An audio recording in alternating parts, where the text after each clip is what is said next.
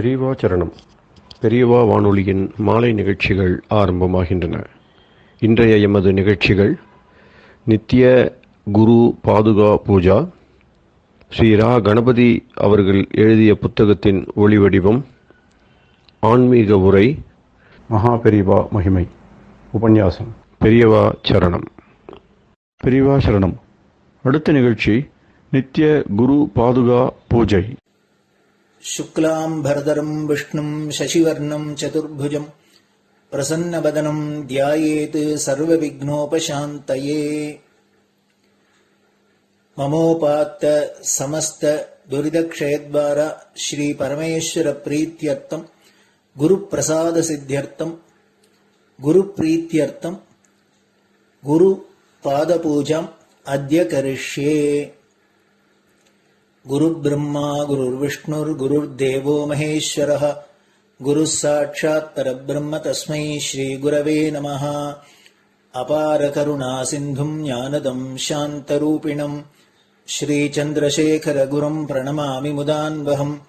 सदाशिवसमारम्भां शङ्कराचार्यमध्यमाम् अस्मदाचार्यपर्यन्तां वन्दे गुरुपरम्पराम्. எல்லோரும் குருவை பெரிவாளை தியானம் பண்ணிண்டு அர்ச்சனை பண்ணுவோம். அஷ்டோத்திரம். பெரியவா அஷ்டோத்திரம் பல அஷ்டோத்திரங்கள் இருக்கு. அதுல எளிமையா சுலபமா எது இருக்கோ அதை நான் இப்ப சொல்றேன். எல்லோரும் இதை கேட்டுண்டே திருப்பி சொல்ல முடிஞ்சுவா சொல்லி சொல்லி பெரிவாளுக்கு பாதத்துல ஒவ்வொரு புஷ்பத்தை அர்ச்சனை பண்ணலாம். ओम श्री कांची कामकोटि पीठाधीश्वराय नमः. श्रीमत् चंद्रशेखरेन्द्र सरस्वती गुरुभ्यो नमः. संन्यासाश्रम शिखराय नमः. काषाय दंडधारिणे नमः. सर्वपीठापहारिणे नमः. स्वामिनाथ गुरवे नमः. करुणासागराय नमः. जगदाकर्षण शक्तिमते नमः. सर्वचराचर हृदयस्थाय नमः. ओम भक्त परिपालक श्रेष्ठाय नमः. धर्म परिपालकाय नमः. श्री जयेन्द्र सरस्वत्याचार्याय नमः. श्री विजयेन्द्र सरस्वती पूजिताय नमः. शिवशक्ति स्वरूपाय नमः. भक्ताभीष्ट प्रदायकाय नमः. ब्रह्मण्य पोषकाय नमः. ब्रह्म विष्णु शिवैक्य स्वरूपाय नमः. कांची क्षेत्रवासाय नमः. कैलाश शिखरवासाय नमः. स्वधर्म परिपोषकाय नमः. चातुर्वर्ण संरक्षकाय नमः. लोकरक्षण संकल्पाय नमः. ओम ब्रह्मनिष्ठापराय नमः. सर्वपापहराय नमः. धर्मरक्षक संतुष्टाय नमः. भक्तार्पितधन स्वीकर्त्रे नमः. सर्वोपनिषत् सारज्ञाय नमः. सर्वशास्त्रगम्याय नमः. सर्वलोक पितामहाय नमः. भक्ताभीष्ट प्रदायकाय नमः. ब्रह्मण्य पोषकाय नमः. नानाविध पुष्पार्चितपताय नमः. रुद्राक्ष क्रीडधारिणे नमः. भस्मोद्दोलित विग्रहाय नमः. सर्वज्ञाय नमः. सर्वचराचर व्यापकाय नमः. अनेक शिष्य परिपालकाय नमः. मनश्चाञ्चल्य निवर्तकाय नमः. अभयहस्ताय नमः. भयापहाय नमः.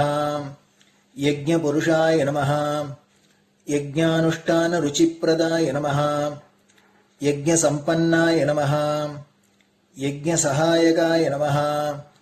यज्ञफलदाय नमः. यज्ञप्रियाय नमः. उपमानरहिताय नमः. स्फटिक तुलसी रुद्राक्ष हारधारिणे नमः. चातुर्वर्ण समदृष्टये नमः. ऋग्यजुस्साम अथर्वणादि चतुर्वेद संरक्षकाय नमः.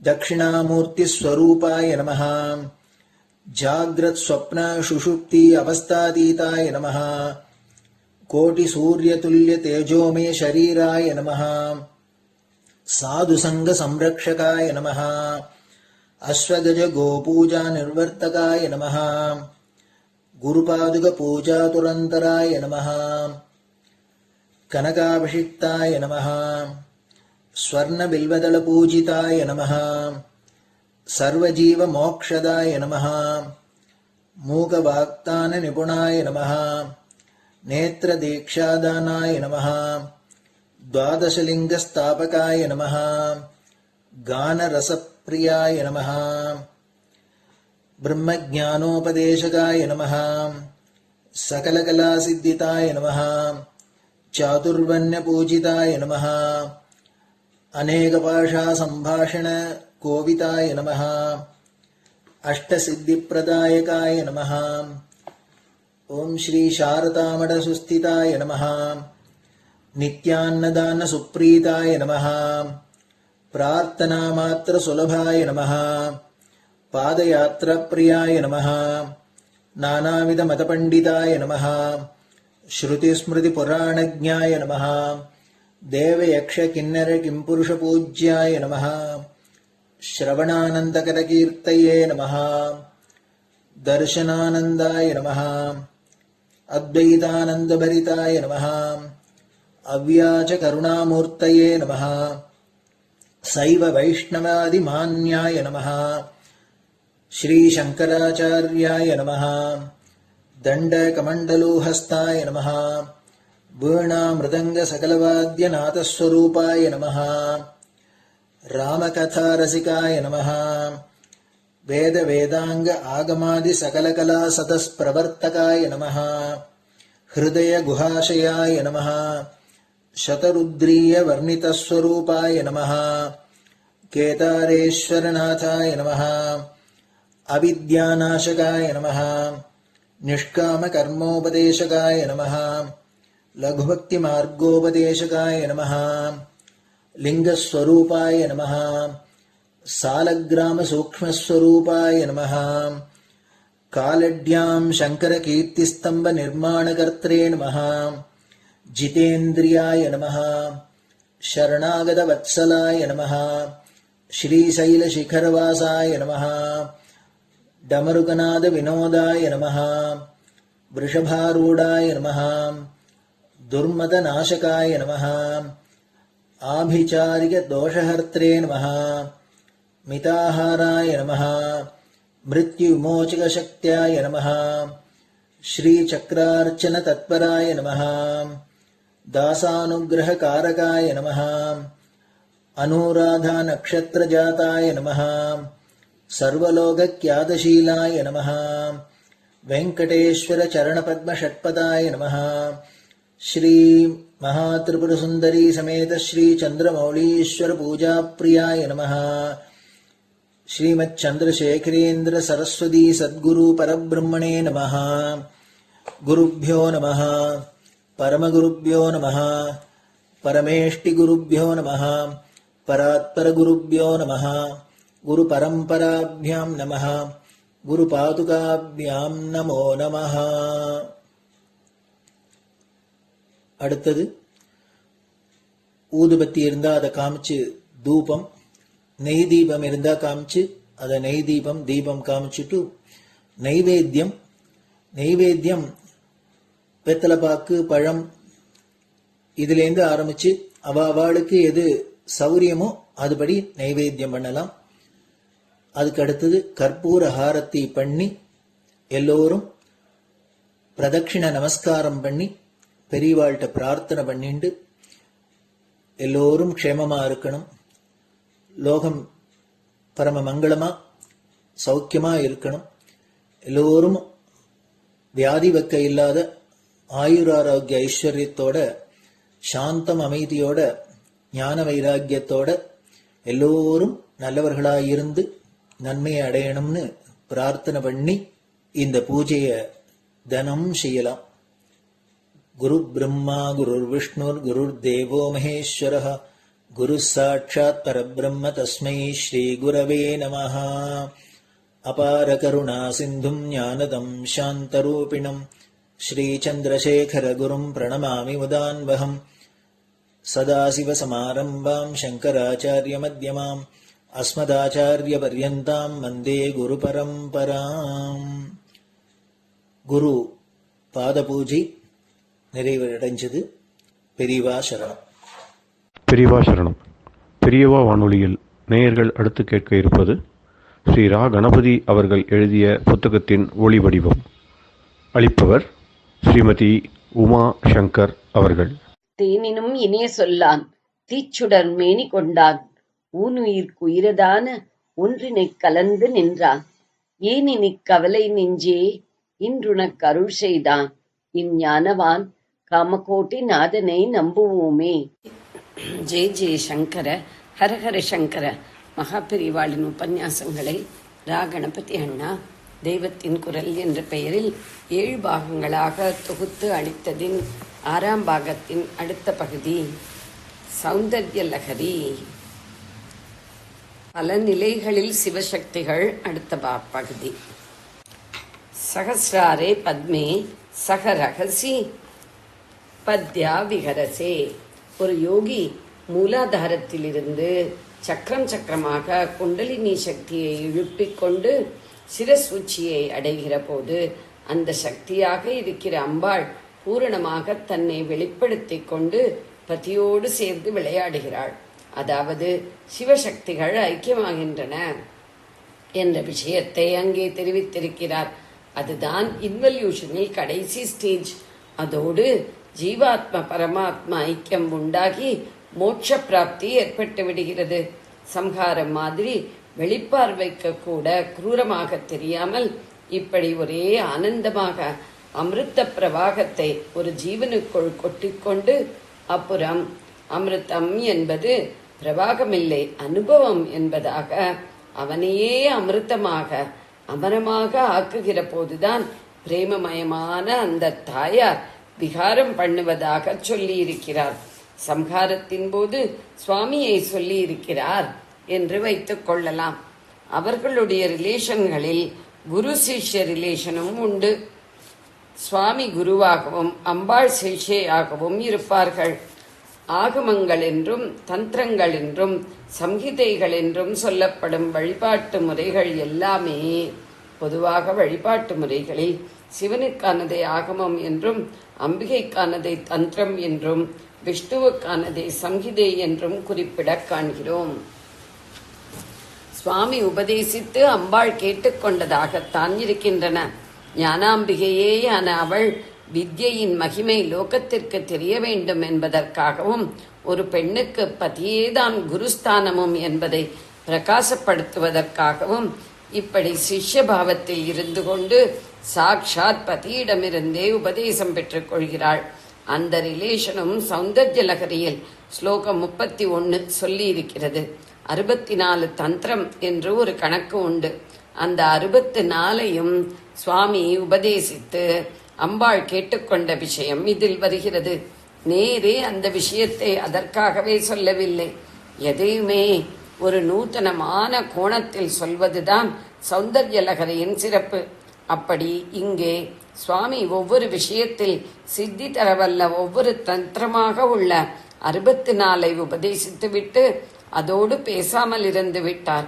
அப்போது நீ பார்த்தாய், இதென்னடா இப்படி ஏதோ ஒவ்வொரு பலனை தரும் மற்ற தேவதோபாசனைகளான 64ஐ மட்டும் நம் குழந்தைகளுக்கு கொடுத்துவிட்டு தர்மார்த்த காம மோட்சங்களாகிய எல்லா பலன்களையும் தரவல்லதான நம்முடைய ஸ்ரீவித்யோபாசனையில் வருகிற சமயாச்சார தந்திரத்தை மட்டும் உபதேசிக்காமல் வாயை மூடிக்கொண்டு விட்டாரே.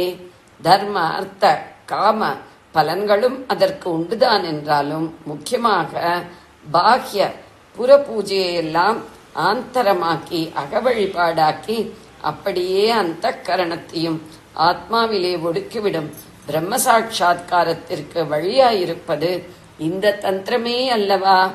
இதை குழந்தைகளுக்கு காட்டாமல் பூட்டி வைத்துக்கொண்டு தனக்கும் வாய்ப்பூட்டு போட்டுக்கொண்டு உட்கார்ந்து விட்டாரே.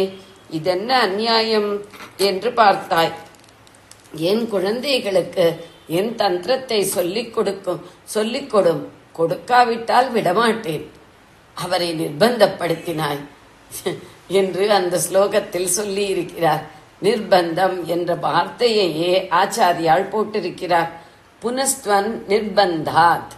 பிரம்மமாக அடித்து வைத்திருந்த சுவாமியை இவள்தான் லீலையில் இழுத்து விட்டது. ஆனாலும் அப்புறம் அதிலே அவர் அதியாகவே போய்விட்டார். அவர் எவரை போல அசலமாக ஒரு உட்கார்ந்ததில்லையோ அவர் பிரபஞ்சமெல்லாம் கிடுகிடுக்கும்படி ஆனந்த கூத்தாட ஆரம்பித்து விட்டார். அது பஞ்சகிருத்திய பரமானந்த தாண்டவம். அப்புறம் சம்ஹார தாண்டவம் வேறு. அதுவும் அந்த மகா பராசக்தியை வெறும் சாட்சியாக்கிவிட்டு அவரே ஆடு ஆடு என்று ஆடிக்கொண்டு அஜபா நடனம், குக்குட நடனம் என்றெல்லாம் வேறு 7 தினசு ஆட்டங்கள். இதில் சேராமல் நவதாண்டவம் என்று 9 தினசாக அமர்க்களம். மற்ற லீலைகளும் கொஞ்ச நஞ்சம் இல்லை. பிக்ஷாடனம், திரிபுரதகனம், ஜலந்தரவதம் என்றெல்லாம் 64 லீலைக்கு 64 மூர்த்தங்கள் கொடுக்கும்படியாக அப்படி பண்ணி இருக்கிறார். மதுரை ஒரு ஊரிலேயே அது பாட்டுக்கு ஒரு 64 திருவிளையாடல் பண்ணி இருக்கிறார். தாமே இப்படி பண்ணுபவர் ஜனங்களையும் லீலையை விட்டு துவைதத்தை விட்டு ஞானத்திற்கு அத்வைத மோட்சத்திற்கு போக விடாமல் வேறே என்னென்னவோ பலன் தருகிற 64 தந்திரங்களை மட்டும் உபதேசித்து விட்டு நிறுத்தி கொண்டு விட்டார். அப்போதுதான் பரமகருணையோடு அந்த அம்மா, நீர் நன்றாக கூத்தடியும் சுவாமின், உள்ளே ஆடாமல் அசங்காமலே வெளியிலே அத்தனை கூத்தும் அடிக்க உம்மால் ஆகும், என் குழந்தைகளுக்கு ஆகுமா? அதனால் அவர்களையும் ஆடப் பண்ணி ஒரு ஸ்டேஜ் வரை வேடிக்கை பார்த்தாலும் அந்த ஆட்டம் எல்லாமும் கர்மநாசத்திற்கும் சித்த சுத்திக்குமே சகாயம் பண்ணும்படியாக ஆக்கி அப்படியே ஞானத்திற்கு அழைத்து கொண்டு போய் ஆடாமல் அசையாமல் செய்வதான என்னுடைய உபாசனா மார்க்கத்தை அவிழ்த்துவிடும். குரலை உயர்த்தி, விடுகிறீரா இல்லையா? விடாவிட்டால் உம்மை நான் விடமாட்டேன் என்று அம்பாள் போட்டு நிர்பந்தப்படுத்தினாள். இப்பேற்பட்ட உசந்த அம்பாள் தந்திரத்தை இந்த பித்துக்குளி லோகத்துக்கு தருவதாவது என்றுதான் அவர் அதை இறுக்கி பூட்டி வைத்துக் கொண்டிருந்தது. ஆனால் அவள் விடாப்பிடியாக நச்சரித்ததன் மேலே அவர் அந்த தந்திரத்தையும் உபதேசித்து லோகத்திற்கு கொடுக்க வேண்டியதாயிற்று. இவளுடைய வழிபாட்டு முறைதான் அது. ஆனாலும் இவளே அதை பிரகடனம் பண்ணாமல் பதியும் குருவுமான சுவாமிதான் பண்ணணும் என்று இருந்ததில் பதிபிரதா லட்சணத்தையும் சிஷ்ய லட்சணத்தையும் காட்டியிருக்கிறாள். அதே சமயத்தில் குழந்தைகளான நமக்கெல்லாம் அந்த பரம மோட்சோபாயம் கிட்டாமல் இருக்கலாமா என்பதில் ஒரு பதிபிரத்தையோ சிஷ்யையோ அடங்கி கிடக்கிற மாதிரி இல்லாமல் அவரை போட்டு நிர்பந்தப்படுத்தி அதை வெளியிட பண்ணியிருக்கிறாள். இங்கே பதிபக்தி குருபக்தி எல்லாவற்றுக்கும் மேலே மாத்ருவாத்சல்யம்தான் தன்னுடைய லட்சணம் என்கிறது போல காட்டியிருக்கிறாள். அந்த சமய தந்திரத்தின் பல விசேஷங்களில் ஒன்று என்னவென்றால் அதுதான் வேத வழிக்கு ரொம்ப அனுசரணையாக இருப்பது. எல்லா தந்திரங்களுமே வைதிகமாக அடாப்ட் பண்ணி கொள்ளக்கூடியவைதான். வைதிகம் தாந்திரிகம் என்று 2 தனித்தனி மார்க்கம் என்கிற மாதிரி பிரிப்பது சரியில்லைதான். ஆனாலும் முழுக்கவும் வைதிகம் என்று எடுத்துக்கொள்ள முடியாத அநேக வழக்குகள் பல தந்திரங்களில் இடம் பெற்றுவிடத்தான் செய்திருக்கின்றன. இப்படி இருப்பவற்றை வைதிகத்திலிருந்து பிரித்துத்தான் 2ஆக சொல்வது. நம் ஆச்சாரியால் தான் சுத்த வைதிக பூஜை மார்க்கத்தை மறுபடி ஜீவசக்தியோடு ஸ்தாபித்தார். இந்த வைதிக பூஜையிலும் தந்திரங்களில் உள்ள மந்திரங்கள் வரத்தான் வரும். வேடிக்கை என்னவென்றால் அந்த மந்திரங்களுக்கும் வைதிக பேசிஸ் இருக்கவே செய்யும். சிவபஞ்சாட்சரி மாதிரி சிலது வேதத்திலேயே ஸ்பஷ்டமாக வருகிறதென்றால் அப்படி தெரியாதவற்றை கூட சமிக்ஞையாக வேதம் சொல்லித்தான் இருக்கிறது. இப்படி ஸ்ரீவித்யோபாசனை விஷயமாக ஆச்சாரியாள் வைதிக ஆராதனையை ஸ்தாபிக்க நினைத்த போது சமயாச்சாரத்தை தான் எடுத்துக்கொண்டு பண்ணியிருக்கிறார். அதை ஆச்சாரியாள் அம்பாளுடையதேயான தந்திரம் என்பதாக தே தந்திரம் என்கிறார். உன் தந்திரத்தை சுவாமி வெளிப்படுத்தித்தான் ஆகணும் என்று வலுக்கட்டாயப்படுத்தி சாதித்துக் கொண்டாய் என்கிறார். விசேஷம் என்னவென்றால் அம்பாள் தந்திரங்கள் பலதில் அவளுக்கே எல்லா முக்கியமும் கொடுத்து சுவாமியை 2ஆம் பட்சம் 3ஆம் பட்சம் அதமபட்சம் என்றும் கூட வைத்திருக்கும். இந்த அம்பாளுடையதே எனப்படும் சமயாச்சாரத்தில்தான் அப்படி பண்ணாமல் 2 பேருக்கும் சமப்பிரதானியம் தந்திருக்கிறது. தன்னையே ஒரே ஒரு சக்தியாக அவருக்கு மேலே சொல்லி இருக்கும் தந்திரங்களை அம்பாள் தன்னுடையதே என்று அங்கீகரிக்காமல் பதியை தனக்கு சமமாக சொல்வதைத்தான் அப்படி கருதுகிறாள் என்பதிலும் அவளுடைய பாதிபிரத்ய விசேஷம் தெரிகிறது. அவர் இவளுக்கும் உயரே, இவளே அடங்கி கிடக்கும் எஜமானனான பதி, சம பிரதானமுள்ள பதி, உப்புக்க சப்பாணி அகமுடையான், குரு, இவள் வைத்த அதிகாரி, தாசன், பக்தன், பிள்ளை, பேரன் வரை கூட இழுத்து விட்டு விட்டேன். இவள் அர்த்தாங்கனா, அவருடைய பூர்ண சரீரத்தையுமே எடுத்துக்கொண்டவள். அவர் உயிருக்கே ரட்சை, அவரையே ஆட்டிப்படைக்கிற ஜீவசக்தி என்றிப்படி சிவனையும் சிவசாமியமுள்ள மூர்த்திகளையும் அம்பிகையோடு சம்பந்தப்படுத்தி இந்த ஆனந்தலகரி செக்ஷனில் பலவிதமாக சொல்லி இருக்கிறது. இதெல்லாம் இருந்தாலும் ஸ்ரீவித்யா தந்திர விசேஷங்கள் தான் அந்த செக்ஷனுக்கு முக்கியம். அந்த தந்திரத்தில் வரும் 2 மந்திரங்களையும் அதில் சொல்லி இருக்கிறது. அந்த 2 ஸ்லோகங்களும் 32, 33 தான். இந்த பாகத்திற்கு உயிர்நிலை என்று அபிப்பிராயம் உண்டு. பின்பாதியில் அவயவ ஸ்வரூப வர்ணனை என்றால் இது அதே அம்பாளை அக்ஷரஸ்வரூபத்தில் பிடித்துக் கொடுப்பது. தேவதைகளுக்கு சரீர ரூபம் சப்த ரூபம் என்று 2 இருப்பதில் பின்பாகம் சரீர ரூபம், இது சப்த ரூபம். அது கண்ணால் பார்க்கும் திருஷ்ய ரூபம், இது காதால் கேட்கும் ஸ்ராவிய ரூபமாகவும் வாக்கால் சொல்லும் வாக்கிய ரூபமாகவும் இருப்பது, வாச்சிய ரூபமாகவும் இருப்பது. இந்த ரூபத்திலிருந்துதான் அந்த ரூபமே உண்டாயிற்று. இதை ஜபிப்பதாலேயே அது பிரத்யட்சமாகிறது என்று சப்தரூபத்திற்கு உத்கர்ஷம் சொல்வதுண்டு. இதனாலும் அதைத்தான் பிடிக்கிறது என்றால் அப்போது இது உபாயம்தான், அதுவே லட்சியம் என்று அதற்கும் உத்கர்ஷம் சொல்லலாம் தானே. இதிலிருந்தே அது உண்டாகிறது என்னும் போது அதுதான் பலன், பழம் என்று உத்கர்ஷம் சொல்லலாம் தானே. மற்ற சமயங்களில் என்ன சொல்வேனோ, சௌந்தர்ய லகரி என்று எடுத்துக்கொள்ளும் போது அம்பாளுடைய அழகான அவயவ சரீர ரூபத்துக்குத்தான் ஃபுல் மார்க். தத்துவமெல்லாம் சொல்லி பூர்வ பாகத்தை முடிக்கும் போது ஜனக ஜனனி என்று தந்தை தாயில் தான் கொண்டு வந்து நிறுத்தி இருக்கிறார். ஜனகன், அப்புறம் ஜனனி. அந்த தாயாரிடம் அத்தனை தந்திரமும் தத்துவமும் பூர்த்தியாகி விடுகின்றன. குழந்தைக்கு தாயார் என்றால் அவளுடைய ஆகாரம்தான், வடிவம்தான். முகம் பார்க்கிறது என்று ஒரு குழந்தை முதலில் தெரிந்து கொள்வது தாயாரின் ரூபத்தை தான். பச்சை சிவப்பு கலர் கலராக பார்த்து சந்தோஷப்படுவதற்கு மேலே ஒரு குழந்தை சந்தோஷப்படுவது தாயாரின் ரூபத்தை பார்த்துத்தான். அதனால் ஜனக ஜனனி என்று அந்த ஜெகத் ஜனனியை முடிவாக சொன்னதோடு தத்வசாஸ்திரத்தை மூட்டை கட்டி வைத்துவிட்டு தாயாரின் ரூபத்தை கேசாதிபாதம் வர்ணிக்க ஆரம்பித்து விடுகிறார். இங்கேதான் சௌந்தர்ய லகரி என்றே சொல்லப்படும் பாகம் அம்பாளுடைய லாவண்ய வெள்ளத்தை அலை அலையாக வர்ணிக்கும் பாகம் ஆரம்பிக்கிறது. ஜெய ஜெய சங்கர, ஹர ஹர சங்கர. பெரியவா சரணம். இந்நிகழ்ச்சியின் அடுத்த பகுதி நாளை மாலை இதே நேரத்தில் ஒளிபரப்பாகும். பெரியவா சரணம். பெரியவா சரணம். பெரியவா வானொலியில் நேயர்கள் அடுத்து கேட்க இருப்பது திரு கவிக்கண்ணன் அவர்களின் ஆன்மீக உரை. பெரியவா சரணம். ராம் ராம். ஸ்ரீ குருப்யோ நமः. ஜெய ஜெய சங்கர, ஹர ஹர சங்கர. பெரியவா வானொலி நேயர்கள் அனைவருக்கும், மகா பெரிவாவுடைய பக்தர்கள் அனைவருக்கும் அடியேன் கவிக்கண்ணனின் அன்பு கலந்த நல்வாழ்த்துக்கள். ராம் ராம்.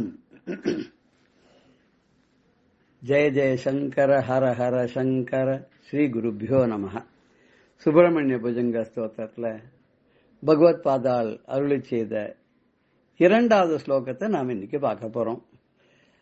அதுல ஆதிசங்கர பகவத் பாதால் ரொம்ப ஹம்பிளா, ரொம்ப வினயத்தோட, ரொம்ப அடக்கத்தோட, தன்னுடைய சாமர்த்தியங்கள் எதையுமே வெளிக்காட்டிக்காத இந்த ஸ்லோகத்தை சொல்றார். சாதாரண இந்த ஸ்லோகத்தை தியானம் பண்றவாளுக்கு நல்ல பாண்டித்யம்லாம் வரும் அப்படின்னு சொல்லி பெரியவாள்லாம் சொல்ற வழக்கம். இந்த ஸ்லோகத்துல என்ன சொல்றாருன்னா, ந ஜானாமி சப்தம் ந ஜானாமி சார்த்தம் ந ஜானாமி பத்யம் ந ஜானாமி கத்யம் சிதேகா ஷடாஸ்யா ஹிருத்யோததே மே முகான் நிஸ்ஸரந்தே கிரஸ்சாபி சித்ரம். ந ஜானாமி சப்தம் ந ஜானாமி ச அர்த்தம் ந ஜானாமி பத்யம் ந ஜானாமி கத்யம் சித் ஏகா ஷடாஸ்யா யதி ஹிருதி த்யோததே மே முகான் நிஸ்ஸரந்தே கிரஸ்சாபி சித்ரம். சித் ஏகா ஷடாஸ்யா ஹிருதி த்யோததே மே முகாத் நிஸ்ஸரந்தே கிரஸ்சாபி சித்திரம். அப்பா, எனக்கு எதுவுமே தெரியாது. ந ஜானாமி ஆரம்பிக்குச்சேன்னா தனக்கு ஒண்ணுமே தெரியாது. ஒண்ணுமே தெரியாதவர் தான் அத்தனை பாஷ்யங்களும், அத்தனை கிரந்தங்களும், அத்தனை ஸ்தோத்திரங்களும் நமக்காக எழுதி கொடுத்திருக்கார், பண்ணி கொடுத்திருக்கார். எத்தனை வயசுக்குள்ள? 8லேருந்து 16 வயசுக்குள்ள அத்தனையும் பண்ணி கொடுத்திருக்கார். அவர் தனக்கு ஒண்ணும் தெரியாதுன்னு ரொம்ப அடக்கமா சொல்றார். எனக்கு என்ன தெரியும்? எனக்கு ஒண்ணுமே தெரியாது. இது மாதிரி எனக்கு ஒண்ணுமே தெரியாது அப்படின்னு சொல்லி நம்ம காலத்திலே இருந்த 2 மகான்கள் நமக்கு தெரியும். ஒருத்தர் சிங்கேரி பெரிய சன்னிதானமா இருந்த சந்திரசேகர பாரதி சுவாமிகள், காஞ்சி காமகோட்டி பீட்டத்தை அலங்கரித்த நம்முடைய மகாபெரிவா. 2 பேரும் ஒண்ணுமே தெரியாத மாதிரி, ஜீவன் முக்தாள், அவ ஒண்ணுமே தெரியாத மாதிரி தன்னை வெளியிலேயே காமிச்சிக்காது அப்படி இருந்தா இல்லையா? அது மாதிரி அந்த ஆச்சாரியாளோட பரம்பரையில வர்றதுனால வித்யாபீட்டமான சிங்கேரி பீட்டாதிபதியும் சரி, சர்வஜ பீட்டமான காஞ்சி பீட்டமானாலும் சரி, 2 ஆச்சாரியாலும் ஒரே மாதிரி தன்னை வெளியில காமிச்சிக்காத இருந்தா இல்லையோ? அதே மாதிரி அவளுக்கு குரு, ஆதி குருவான ஆதிசங்கர பகவத் பாதாலும் அந்த வழியில வந்ததுனால அவர் எப்படி கடைபிடிச்சாலும் அதுதான் இவாளும் கடைபிடிக்கிறா. அவர் என்ன சொல்றாருன்னா, எனக்கு ஒண்ணுமே தெரியாது அப்படிங்கிற. நஞ்சானாமி சப்தம். சப்தம் அப்படின்னு எனக்கு ரொம்ப அழகா குரலோட நன்னா சொல்றதுக்குன்னு எடுத்துக்கலாம். சப்தம்னா குரல் அப்படின்னு எடுத்துக்கலாம், குரல் வளம்னு எடுத்துக்கலாம். சப்தம்னா சம்ஸ்கிருத வியாக்கரணத்தை கூட சப்தம்னா அது எந்த வேற்றுமைகள் அப்படின்னு சொல்லுவா. ராமக ராமோ ராமாக, ராமம் ராமோ ராமான்னு 7 வேற்றுமைகளும் சிங்குலர் ப்ளூரல் டூயல் அப்படின்னு எல்லாம் வருது இல்லையா? அது தெரியாது. நஜானாமி சப்தம் அப்படின்னு எடுத்துக்கலாம். வியாக்கரணமே எனக்கு தெரியாது, கிராமர் தெரியாது அப்படின்னு ரொம்ப ஹம்பிளா சொல்றார். அப்புறம் நஜானாமி அர்த்தம், எனக்கு பொருள்களும் தெரியாது, எந்த பொருளும் தெரியாது. யாராவது சொன்னாலே அதையாவது புரிஞ்சுட்டு அதுல இருந்து ஏதாவது சொல்லலாமான்னா அதுவும் தெரியாது. சரி, நானா ஏதாவது சொல்லலாம்னா எனக்கு அதுவும் தெரியாது. எனக்காக சொல்லவும் தெரியாது, யாரோ சொன்னதை புரிஞ்சுன்னு சொல்லவும் தெரியாது. சரி, நஜானாமி பத்யம். சரி, ஸ்லோகம்லாம் ஏதாவது எழுதலாமா? அதுக்கு எத்தனையோ சந்தஸ், அது இதுன்னு விதிமுறைகள்லாம் இருக்கா, அதுவா தெரியுமானா அதுவும் தெரியாது. எனக்கு ஸ்லோகம் பண்ணவும் தெரியாது. ஸ்லோகம் வேண்டாம், ஒரு சூர்ணிகை மாதிரி, ஒரு கத்தியம் மாதிரி, அதாவது ப்ரோஸ் ஆர்டர்ல வச்சன நடையில ஏதோ இயல் இசை நாடகத்தெல்லாம் சொல்றா இல்லையா, இயல் அப்படின்னு சொல்லி அது மாதிரி பண்ணலாமா அப்படின்னா ரகுவீர கத்தியம் மாதிரி பண்ணலாமா? அதுவும் தெரியாது. சரி, கத்தியம் தெரியாது, பத்தியம் தெரியாது, அர்த்தம் பொருள்லாம் தெரியாது, சப்தங்கள் தெரியாது, வியாக்கரணம் தெரியாது. அது சரி, ஒண்ணுமே தெரியாதுங்கிறதே இத்தனை எப்படி நீர் சொல்றீர் அப்படின்னு ஒரு கேள்வி கேட்கலாமா? உடனே அடுத்ததுல அவர் சொல்றாரு நமக்கு பதில். நம்ம கேள்வி கேட்போங்கிறத அவர் தானாவே மனசுக்குள்ள அதை பண்ணிட்டு சொல்றாரு பாருங்க. சித் ஏகா ஷடாஸ்யா ஹிருதி தியோதத்தேமி. மே ஹிருதி, என்னுடைய மனசுக்குள்ள, ஏகா சித்து ஷடாஸ்யா, ஒரே ஒரு பிரகாசமாக ஒளியாக அந்த ஆறுமுகனானவன் உள்ளே விளங்கி கொண்டிருக்கிறான், பிரகாசித்துக் கொண்டிருக்கிறானே. அதனாலதான் முகாத்து நிஸ்ஸரந்தே கிரஸ்சாப்பி சித்திரம். சித்திரம் ரொம்ப அழகான கிரஸ்சாப்பி, நல்ல வார்த்தைகள் எல்லாம், வாக்கு எல்லாம் எப்படி வெளியில வந்து கொட்டுறதுன்னா என் முகத்திலேயும் தானாவே வெளிவந்து கொட்டுறது. அதுக்கெல்லாம் காரணம் என் உள் மனசுல, என்னோட ஹிருதயத்துல அந்த ஆறுமுகனானவன் வீட்டிலிருந்து அருள் பண்றதுனால, பிரகாசிக்கிறதுனால அப்படின்ற. அதாவது என்ன சொல்றாரு, ஆதி குருவே சொல்றார், எனக்கு அந்த திருவருளாய் அள்ளி தரக்கூடிய ஆறுமுகனானவன் இந்த மனதில் உட்கார்ந்து கொண்டு இருக்கிறதுனால தான் எனக்கு இந்த மாதிரி எல்லாம் சொல்ல வர்றது. நானா சொல்றேன், நீங்க நினைச்சுக்க வேண்டாம், என் சாமர்த்தியம் எதுவுமே கிடையாது அப்படிங்கிற. இதேதான் அபிராமி பட்டர் கூட ஒரு பாட்டுல சொல்றார், வல்லபம் ஒன்று அறியேன் சிறியேன் நின் மலரடி செம்பல்லவம் அல்லது பற்று ஒன்று இல்லேன். நான் ரொம்ப சின்னவம்மா, எனக்கு எந்த சாமர்த்தியம் சக்தியும் கிடையாது. உன் பாத பத்மங்கள் இருக்கே, உன்னோட துளிர் போன்ற பாதங்கள், அந்த பற்று அது மேல இருக்கக்கூடிய ஆசையை தவிர எனக்கு எதுவுமே கிடையாது. பசும் பொற்பொறுப்பு வில்லவர்தமுடன் விற்றிருப்பாய். தங்கத்தினால் ஆன மேரு மலையே வடச்சென்ற பரமேஸ்வரனோட கூட இருக்கக்கூடிய தாயே, வினையேன் தொடுத்த சொல். நான் ஏதோ கஜாமச்சான ஏதோ பேசுறேன், அர்த்தம் இல்லை, அதுக்கு பொருள் இல்லை, அதுக்கு கிராமர் இல்லை, எதுவும் இல்லை, ஏதோ வாயில வந்ததெல்லாம் நான் சொல்லிட்டு இருக்கேன். அந்த அப்படிப்பட்ட நான் வினயன், நான் ஒரு பாபி, ஒரு நல்ல ஆத்மா கூட கிடையாது, நிறைய தப்பெல்லாம் பண்றவன். நான் தொடுத்த சொல் இருக்கே, எல்லாத்தையும் கொண்டு என்னுடைய வார்த்தைகள் ஏதோ மனசுல தோன்றதெல்லாம் நான் சொல்றேன் இல்லையா, இதெல்லாம் அவமாயினும் அபத்தமா இருந்தா கூட நின் திருநாமங்கள் தோத்திரமேன, உன்னுடைய நாமங்களை நான் வச்சு நான் பாடுறேன் இல்லையா, அதனால இது ஸ்தோத்திரமா நீ எடுத்துக்கோன்னு. ஏன்னா அவருடைய அபிராமி அந்தாதியில நீங்க பார்த்தீங்கன்னா தாயே அப்படின்னு முதல் பாட்டு தாள் ஆரம்பிச்சு கடைசி பாட்டு ஏல முடிஞ்சிருக்கும், தாயேன்னு. அதே மாதிரி தான் லலிதா சஹஸ்ரநாமத்திலும் ஸ்ரீ மாதான்னு ஆரம்பிக்கும். அதுல இருக்கிற 1008 நாமாவளி இருக்கு இல்லையா, 1000 நாமாவளி, 1008 நாமாவளி எடுத்துட்டாலும் அந்த நாமாவளிகளை அப்படியோ அதனுடைய சாரத்தையோ அபிராமி பட்டர் அந்த 101 பாடல்களுக்குள்ள அதை அடக்கியிருக்கார் அவர். அதனால அபிராமி அந்தாதி படிச்சால லலிதா சஹஸ்ரநாமம் படிச்ச ஒரு பாராயணம் பண்ண புண்ணியம் கிடைக்கும்பா. அப்பேற்பட்ட ஒரு கிரந்தத்தை பண்ணி கொடுத்த அந்த அபிராமி பட்டர் கூட என்ன சொல்றார், வினையேன் தொடுத்த சொல் அவமாயினும் திருநாமங்கள் தோத்திரமே, நான் வல்லபம் ஒன்று அறியேன் சிறியேன், நான் ரொம்ப சின்னவமா, எனக்கு எந்த விதமான சக்தி சாமர்த்தியமும் கிடையாதுங்கிறார் இல்லையா. அதனால மகான்கள் எல்லாமே ஒரே மாதிரியான சிந்தனையோட தான் இருப்பா. இந்த பாட்டுல நஜானாமி சப்தம் நஜானாமி சாத்தம் நஜானாமி பத்யம் நஜானாமி கத்யம் சிதேகா ஷடாசியா கிருதித்யோதத்தேமே முகான் நிஸ்ஸரந்தே கிரஸ்சாபித்திரம்னு ஆச்சாரியால் சொல்ற மாதிரி நாமளும் ரொம்ப ஹம்பிளா, நமக்கு என்ன தெரிஞ்சாலும் நம்மளை விட நிறைய தெரிஞ்சவா இருப்பாங்கிற ஒரு எண்ணத்தோட நம்ம எல்லாரும் சொல்றது எப்பொருள் யார் யார் வாய் கேட்பனும் அப்பொருள் மெய்ப்பொருள் காண்பது அறிவுன்னு எல்லாரும் சொல்றதையும் கேட்டு அதுல கூட உண்மையான தத்துவத்தை நம்ம புரிஞ்சுட்டோம்னு சொன்னா நமக்கு நல்ல பாண்டியத்தை, நல்ல கவிதா சாமர்த்தியங்களையும், நல்ல வாக் சாதுரியத்தையும் அந்த சுப்பிரமணிய சுவாமி, அந்த ஆறுமுகனானவன், அந்த செந்திலாண்டவன் நமக்கும் அருள்வான் என்று சொல்லி இன்றைய நிகழ்ச்சியை நிறைவு செய்கிறோம். ஜெய ஜெய சங்கர, ஹரஹர சங்கர, ஸ்ரீ குருபியோ நம. ராம் ராம். பெரியவா சரணம். இந்நிகழ்ச்சியின் அடுத்த பகுதி நாளை மாலை இதே நேரத்தில் ஒளிபரப்பாகும். பெரியவா சரணம். பெரியவா சரணம். அடுத்த நிகழ்ச்சி மகா பெரியவா மகிமை உபன்யாசம். வழங்குபவர் பிரம்மஸ்ரீ கணேச சர்மா அவர்கள். அபார கருணா சிந்தும் ஞானதம் சாந்தரூபிணம் ஸ்ரீ சந்திரசேகர குரும் பிரணமாமி முதான்வகம். பெரியவா காட்டுப்பள்ளியில் இருக்கிறதே பல நிகழ்ச்சிகளில், ரசமான நிகழ்ச்சிகள்லாம் ஒரு சிலதெல்லாம் பார்த்துட்டு வரும். பெரியவாளோட கவனம் எப்படி இருக்கும் அப்படின்னா ரொம்ப ஆச்சரியமாக இருக்கும். அதாவது அஷ்டாவதானி சதாவதானி அப்படின்லாம் கேள்விப்பட்டோம் இல்லையா, அதாவது ஒரே சமயத்தில் பல காரியங்களை கவனிக்கிறது செய்கிறது அப்படிங்கிறது. அது மாதிரி சதாவதானி அப்படின்லாம் தசாவதானி அப்படின்லாம் பெரியவாளை சொல்லலாம். எங்க எது நடந்தாலும் பெரியவா கவனத்திலேருந்து மீறாது. அது நமக்கு தான் தெரியாது பெரியவா கவனிச்சுருக்கா அப்படின்னு. ஏன்னா அது வேற ஒன்றும் இல்லை, சிம்பிள். அதான் சர்வாந்தரியாமியா இருக்கிறதுனால வேதமே சொல்றதே சஹஸ்ர சீருஷா புருஷா சஹஸ்ராட்ச சஹஸ்ரபாத் அப்படின்னு.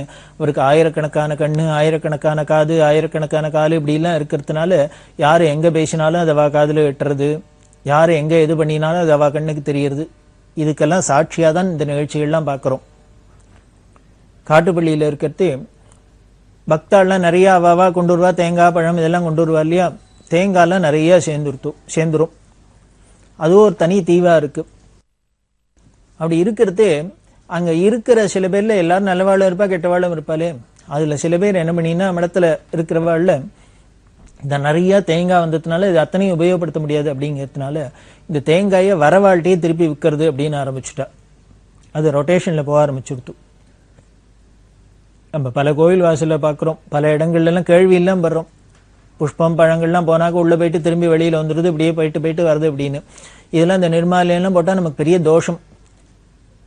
நாம ஏதோ நமக்கு தெரியாத நடந்தா கூட நம்மள அறியாதே பல பாவங்களுக்கெல்லாம் ஆளாயிடுறோம். அதனாலதான் நமக்கு எங்க போனாலும் நம்மள அறியாத நம்ம பல கஷ்டங்கள்லாம் பிரத்திசரம். எனக்கு மனசுக்கு தெரிஞ்சு நான் ஒன்றும் பண்ணலையே, ஒரு தப்பு பண்ணலையே, எனக்கே இந்த கஷ்டம் வருது அந்த கஷ்டம்லாம் வருதுங்கிற இப்படி நம்மள அறியாத பல பாவங்கள்லாம் சேர்ந்துருது. இந்த பாவங்கள் நமக்கு அறியாத, நம்ம அறிஞ்சு பண்ற பாவத்திலேயும் நம்ம காப்பாத்துறதோடு இல்லை, அறியாத நம்ம பண்ற தோஷங்கள்லேருந்தும் நமக்கு சேர்ற பாவத்திலேருந்து நம்மள கரையேற்றணுங்கிறதுக்காக தான் மகாபெரிவாளோட அவதாரமே.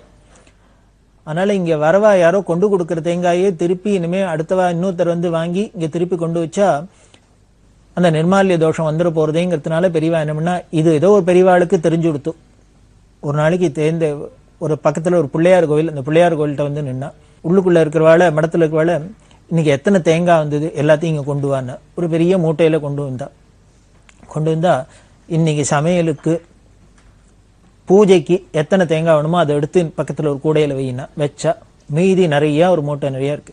இது அத்தனையும் இந்த பிள்ளையாருக்கு சூர தேங்காய் உடைக்கணும் அப்படின்ட்டா. சதுர தேங்காய் போட்டாச்சு, எல்லாம் க்ளோஸ் பண்ணினா மீதியை எடுத்துன்னு உள்ள போயிட்டா. தனம் இது மாதிரி பண்ணுன்ட்டு போயிட்டா. இதான் பெரியவாளோட தந்திரம் அப்படிங்கிறது. யாரையும் வந்தவாழ்கிட்ட அங்க உள்ளுக்குள்ள இருக்கவாழ்கிட்ட கேட்கல, எல்லாரும் கொண்டு வர தேங்காயை நீங்க திருப்பி விற்கிறீங்களாமே அப்படின்லாம் கேட்கல. இது தெரிஞ்சு கொடுத்தோ அதுலேருந்து எப்படி இதை தடுக்கிறதுன்னு பார்த்தா, இனிமே நமக்கு உபயோகத்துக்கு மேல மீதி தேங்காய் இருக்கிறதெல்லாம் பிள்ளையாருக்கு தேங்காய் உடைக்க வேண்டியது, சூர தேங்காய் போட்டுருமே சதுர தேங்காய் உடைக்க வேண்டியதுன்னு தீர்மானம் பண்ணிவிட்டா. இதுதான் பெரியவாளோட நிர்வாக திறமை. அதே மாதிரி மடத்து மேனேஜர் வந்து சொன்ன, இந்த சண்முக சுந்தர முதலியார்னு சொன்னோம் இல்லையா, அந்த எஸ்டேட் ஓனர், அவர்கிட்டையும் அந்த மேனேஜர்ட்டையும் கிருஷ்ணானந்தத்தையும் சொன்னா, பெரியவா உத்தரவு பண்ணியிருக்கா, நாளையிலேருந்து இந்த மடத்துல விறகு வச்சுதானே சமையல் மேல எல்லாம் ஆறுது, அந்த விறகுக்கு சவுக்கெல்லாம் கொண்டு தரா, இந்த விறகுக்கெல்லாம் என்ன பணமோ அதை வாங்கிக்க சொல்லி பெரியவா உத்தரவு பண்ணியிருக்கா அப்படின்னு மனத்து மேனேஜர் இந்த முதலியார்ட்ட சொன்னார். முதலியாருக்கு கொஞ்சம் மனசு தாபமாயிடுது. பெரியவா எதுக்கு நம்ம விறகுக்கு போய் நம்மள்கிட்ட காசு கொடுக்குறோங்கிற சொல்றா அப்படின்ட்டு என்ன பண்ண, பெரியவாள்கிட்டயே நேர போய் சொன்னார்.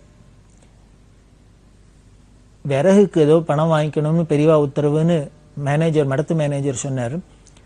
ஏதோ பெரியவாளுக்கு பண்ற கைங்கரியத்துல ஒரு சின்ன அணில் மாதிரி ஒரு கைங்கரியமா இருக்கட்டும், அதனால அந்த விறகுக்கு ஏதோ நல்ல காரியத்துக்கு தான் போறது. இத்தனை பேருக்கு சமையல் சாப்பாடுலாம் நடக்குது, அன்னதானம்லாம் நடக்கிறது, மடத்துல சுவாமிக்கு பூஜைக்கு நைவேத்தியத்துக்கு சமைக்கிறா, நல்ல காரியத்துக்கு உபயோகப்படுற இந்த விறகுக்கு போய் நான் பணம் வாங்கிக்கிறது எனக்கு மனசுக்கு ஒத்துக்கல, சிரமமா இருக்கு. அதனால என்னால முடிஞ்ச சின்ன கைங்கரியமா இருக்கட்டும், இதுக்கு பணம் வேண்டாம், பெரியவா அந்த விறகு கைங்கரியத்தை ஏத்துக்கணும் அப்படின்னு இப்படி சண்முக சுந்தர முதலியார் சொல்றார். பக்கத்துல இந்த கிருஷ்ணானந்தம் என்ன பண்ணார், உடனே அவர் அவசரப்பட்டு, இல்ல இங்க நிறைய விறகு இருக்கு, எத்தனையோ பேர் திருடின்னு போறா, அதனால பெரியவா அதுக்கு விலை, இந்த மடத்துல வாங்கிக்கிற விறகுக்கு பணம் கொடுக்கப்படாது, கொடுக்க வேண்டாம் அப்படின்னா. இது சொன்னோன்னு பெரியவா அண்ணே அடுத்த வார்த்தை கேட்கிற அந்த கிருஷ்ணானந்தத்திட்ட, ஓ அப்போ எத்தனையோ திருட்டு போறதும் மடத்துக்கு கொடுக்கறதும் ஒண்ணுங்கிறியோ நீ அப்படின்னா. இது பெரியவா சொன்னோன்னு தான் கிருஷ்ணானந்தம் ரொம்ப ஃபீல் பண்ண. என்ன நம்ம அவசரப்பட்டுன்னு ஏதோ வார்த்தையை விட்டுட்டோம், எதையோ பேர் திருட்டு போடுது, அதனால அது திருட்டு போறது இருக்கட்டும், எத்தனையோ போறதுனால மடத்துக்கு கொடுக்கலாம் அப்படின்னா, திருட்டு போறதும் மடத்துக்கு கொடுக்கறதும் ஒண்ணும் நீ சொல்றியோன்னு பெரியவா கேட்டோன்னு அவருக்கு ரொம்ப சங்கோஜமா எடுத்து உட்காந்து, இல்ல நான் அந்த அர்த்தத்துல சொல்ல, தவறுதலா அந்த வார்த்தையை உபயோகிச்சுட்டேன், எத்தனையோ போயின்னு இருக்கு, அதுக்கெல்லாம் நம்ம ஒன்றும் பண்ண முடியல, அப்படி கண்ணுக்கு தெரியாத எத்தனையோ விரயமார்த்தே இது கண்ணுக்கு தெரிஞ்சு ஒரு நல்ல காரியத்துக்கு உபயோகப்படுறதே, அதுக்காக அப்படி அந்த பாவத்துல தான் சொன்னேன், நான் தப்பா சொல்லல அப்படின்னு பெரியவா சிரிச்சுட்டு, இல்ல சொன்னேன், நீ சொன்னதுக்காக நான் பதில் சொன்னேன் அப்படின்னு. உடனே பணம் வாங்கிக்க மாட்டேன் அப்படின்னு அவர் சொல்ல, பெரியவா சரி கைங்கரியமா இருக்கட்டும் அப்படின்னு அதை சொல்லிட்டா. இப்படி எந்த ஒரு விஷயமா இருந்தாலும் பெரியவா பார்த்து பார்த்து பார்த்து விறகுக்கு பணம் கொடுத்தியா, முளைக்காரந்தங்கிறதுக்கு இடம் ஏற்பாடு பண்ணி கொடுத்தேளா, இனிமே சமுத்திரத்துல குளிக்க போனா அவளை யாருக்கான ஏதான ஒரு விபத்து ஏற்பட்டுனா அதை காப்பாத்துறதுக்கு ஆள் வச்சியா, இந்த சாமான்கள்லாம் பட்டுவாடா ஒழுங்கா நடக்கிறதா, இப்படி எல்லாம் பார்த்து பார்த்து பார்த்து தான் மடத்தை நிர்வாகம் பண்ணிட்டு அப்படி எல்லாம் பண்றது பெரியவாளோட சாமர்த்தியம். அப்படின்னு எல்லா காரியத்தையும் ஒன்னா பார்த்துட்டே இருக்கிறது. இதுக்கு நடுப்புற தன்னோட பிரம்ம நிஷ்டையிலையோ ஜபத்திலேயோ தபஸ்லையோ எதுலேயும் குறவில்லாதையும் ரெண்டுத்திலையும் இருக்க முடியும் அப்படின்னா உள்ள வெளியில ரெண்டுத்திலையும் உயர்ந்த ஸ்திதியில் இருக்க முடியும்னா அது பெரியவாளால இருக்க முடியும். அப்படி இருக்கிற பெரியவா இங்க இருந்துட்டு பிக்ஷாவந்தனம் பண்றதே மடத்துல ஒரு வழக்கம். தங்க கிண்ணத்துல தேனை நிரப்பி அதுல தேங்காயை வச்சு பெரியவாளுக்கு பிரார்த்தனை பண்ணி யாரும் பிக்ஷாவந்தனம் பண்ணாலும் அவ கொடுத்து இப்படிலாம் பண்றதுங்கிற ஒரு சம்பிரதாயம். இந்த சண்முக சுந்தர மொழியாருக்கு ஒரு ஆசை. அவர்கிட்ட இருந்த தங்க கிண்ணத்துல எப்பொழுதுமே இப்போ இன்னைக்கு என்ன பண்ணுவாங்கன்னா மடத்திலேயே ஒரு தங்க கிண்ணம் இருக்கு, அதனால அதுல தேனை நிரப்பி அதுல தேங்காயை வச்சு பிரார்த்தனை பண்ற வழக்கம். இந்த முதலியாருக்கு ஆசை தன் வீட்டுல இருந்த தங்க கிண்ணத்தை கொண்டு வந்து அதுல தேனை நிரப்பி தேங்காய் வச்சு பெரியவாளுக்கு பிக்ஷாவந்தனம் சொல்லி அப்படியே பெரியவாளுக்கு அர்ப்பணம் பண்ணிவிடணும், மடத்துக்கு அர்ப்பணம் பண்ணிவிடும் தங்க கிண்ணத்தை அப்படின்னு. அதை பெரியவாள்கிட்ட வந்து சொன்னார். இந்த மடத்துல இருக்கிற தங்க கிண்ணத்திலேயே தேனை ரொப்பி கொடுக்கறத விட நான் ஆத்துல இருந்து அந்த தங்க கிண்ணத்தை கொண்டு அதை பெரியவாளுக்கு அர்ப்பணம் பண்ணணும்னு ஆசைப்படுறேன், ஏத்துக்கணும்னா பெரியவா சிரிச்சுட்டே சொல்றா. அப்ப கோல்டு கண்ட்ரோல் அதெல்லாம் ஆக்ட் இருந்த காலம். அரசாங்கத்துல சட்டம் போட்டிருக்கா வந்து ஏதோ நகைகளா வச்சுக்கலாம், மற்றபடி தங்கத்துல பாத்திரம் மண்டம்லாம் வச்சுக்கூடாதுன்னு சொல்லிக்கிறதுனால ஆத்துல இருந்தாக்க ஏதானே இடைஞ்சலா இருக்குமே நீங்க மடத்துல கொண்டு கொடுத்துடலான்னு பாக்குறையாக்கும் தங்க கிண்ணத்தை அப்படின்னா மௌலியாருக்கு ஒரு மாதிரி சங்கோஜமா போயிடுது. இல்ல அப்படி அந்த பாவத்துல இல்ல, எனக்கு பெரியவாளுக்கு அர்ப்பணம் பண்ணணும்னு ஆசை, அதனால தான் கொடுக்குறேன்னு. பெரியவா இல்ல நானும் சும்மா விளையாட்டுக்கு சொன்னேன், நீ இந்த தங்க கிண்ணத்தை கொடுத்தீங்கன்னா உனக்கும் நல்லதா போச்சு எனக்கும் நல்லதா போச்சு அப்படின்னு சொல்லி அப்புறம் இந்த தங்க கிண்ணத்தை வாங்கிண்டா. இது எதுக்கு பெரியவா வாங்கிண்டான்னு, அந்த வருஷம் இந்தியா பாகிஸ்தான் யுத்தம் நடந்தது. அந்த யுத்தம் நடக்கிறதே அதுக்காகவும் பல விஷயங்களை பெரியவா சொல்லியிருக்கா. அந்த யுத்தம் நடந்த சமயத்துல நமக்கு வெற்றி ஏற்படணும் அப்படிங்கிறதுக்காக ஹனுமான் சாலிசா அப்படின்னு பெரிய கோஸ்வாமி துளசிதாஸ் அப்படிங்கிற மகான் பண்ணினது, ஆஞ்சநேயர் மேல பண்ணின ஸ்லோகம் 40 ஸ்லோகம். அந்த ஹனுமான் சாலிசாவை எல்லாரும் படிக்கணும் அப்படின்னு நாட்டுல எல்லாரும் படிக்கணும், இந்த ஹனுமான் சாலிசா பாராயணம் பண்ணாலே நமக்கு நிச்சயம் வெற்றி ஏற்படும் அப்படின்னு. ஏன்னா வெற்றி எல்லாம் கிடைக்கணும் அப்படின்னா ஆஞ்சநேயர் சுவாமி தான் பார்க்கிறோம். ராமர் விஜயராகவனா அப்படி வெற்றியை ராவண சம்ஹாரம் பண்ணி வெற்றியோடு இருந்தார் அப்படின்னா அதுக்கு காரணம், முக்கியமான காரணம் ஆஞ்சநேய சுவாமி தானே. அதனால ராமருக்கே வெற்றியை தேடி கொடுத்த ஆஞ்சநேயர் நமக்கெல்லாம் கொடுக்க மாட்டாரா, நமக்கும் அவசியம் கொடுப்பார். அதனாலதான் இந்த ஹனுமான் சாலிசாவல் மூலியமா ஆஞ்சநேயர் பிரார்த்தனை பண்ணி நம்ம வெற்றி அடையணுங்கிறதுக்காக பெரியவா ஹனுமான் சாலிசா படிக்கிறதுக்காக ஏற்பாடு பண்ணி உபதேசம் பண்ணி அதை லட்சக்கணக்கான பிரதிகள் போட்டு எல்லாருக்கும் கொடுத்தா. இன்னைக்கு ஹனுமான் சாலிசா அப்படின்னு உலகத்துல எல்லார் வீட்டுக்கு வீடு கேசட்ல கேட்கிறோம், செய்டியில கேட்கிறோம், அத்தை பண்றோம் இத்த பண்றோம் பாராயணம்லாம் பண்றோம்னா அதுக்கு அந்த 65ஆம் வருஷம் பெரியவா பண்ணினதுதான். இந்த ஹனுமான் சாலிசா பாராயணம் பண்ண சொல்லியிருந்தா. அதுக்கு ஏத்தாப்புல இன்னும் பல விஷயங்கள்லாம் பெரியவா சொல்லியிருந்தா. மன்னி சுக்த முதலான ஹோமங்கள்லாம் பண்ணி இது பெரியவாளோட அந்த அனுகிரக விசேஷத்தினால நமக்கு வெற்றியும் ஏற்பட்டது. வெற்றி ஏற்பட்டு அந்த யுத்தத்துல பல வீரர்களுக்கெல்லாம் காயெல்லாம் ஏற்பட்டு ஏதோ எல்லாம் ஹிம்சையெல்லாம் இருந்திருக்குமே, அவளெல்லாம் கொண்டு வந்து இந்த பரங்கி மேலையில இன்னும் பல இடங்கள்ல ஆஸ்பத்திரியில வச்சு ட்ரீட்மெண்ட்லாம் நடந்திருந்தது. பெரியவா இப்ப என்ன பண்ணா அந்த சண்முக சுந்தர மொழியார் தங்க கண்ணம் கொடுத்தார். இத மாதிரி இன்னும் சில பேர்லாம் கொடுத்த பவுன் எல்லாம் சேர்த்து ஒரு 265 கிராம்ல ஒரு தங்க கிண்ணம் அதை பண்ண சொல்லி அந்த தங்க கிண்ணம் முழுக்க தேனை நிரப்பி அம்பாளுக்கு அர்ப்பணம் பண்ணி அம்பாளோட பிரசாதமா கொண்டு போய் இந்த ராணுவ வீரர்களுக்கெல்லாம் கொடுக்க சொன்னான். சாஸ்திரத்துல சொல்றது யுத்தத்துல வெற்றி அடையணும் அப்படின்னாக்க, வெற்றி அடைஞ்சாக்க தங்க கிண்ணத்துல தேனை பிரசாதமா எடுத்துட்டாக்க எல்லோருக்கும் க்ஷேமம் அப்படின்னு சாஸ்திரம் சொல்றதுனால இப்ப பெரியவா பண்ணினா. அந்தரியாமியா இருந்து பெரியவா இயக்கி வைக்கிறாங்கிறதுக்கு இதெல்லாம் சாட்சி. ஒரு சாஸ்திரத்துல சொல்லியிருக்கு, யுத்தத்துல வெற்றி அடையறதுக்கு, யுத்தத்துல வெற்றி அடைஞ்சா தங்க கிண்ணத்துல தேன் பிரசாதமா இந்த வீரர்களுக்கெல்லாம் கொடுக்கணும் அப்படின்னு.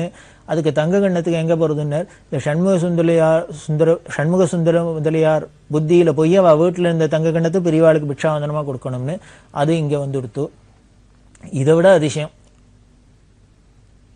ஒரு அம்மா ஒரு பக்த, பெரியவா பக்த, அந்த அம்மாவுக்கு ஒரு நாளைக்கு ராத்திரி சொப்பனம், கனவுல பெரியவா வரா.